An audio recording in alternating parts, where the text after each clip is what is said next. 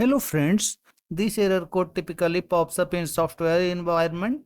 It often occurs during authentication, updates, or when syncing data between apps and devices. The error most often appears on cloud platforms and certain online tools. The error message points to a failed process. Follow the steps to fix it. First of all, check your internet connection. Internet should work properly to avoid this error. If your internet is creating problem, then you can turn off the router for at least 5 seconds and turn it on again. You can switch the network from Wi-Fi to mobile data or other to resolve the problem.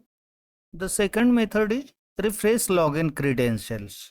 If your session is expired or your credentials changed, then refresh often clears this error. Sign out from the application and log back in. Reinstall or update the app is the next method. Uninstall the app. For this, right click on Start. Select Installed Apps.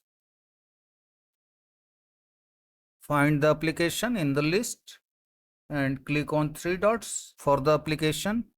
Select Uninstall and again click on Uninstall. Follow the on-screen instructions to uninstall the application and then freshly install it from a trustworthy website. Disable extensions or add-ons.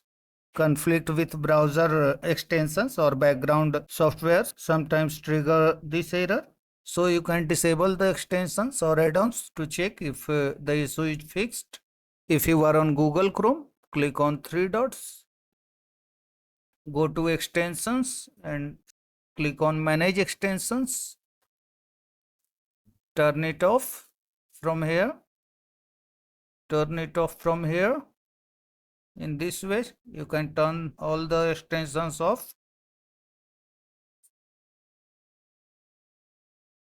That's all friends. Thanks for watching the video.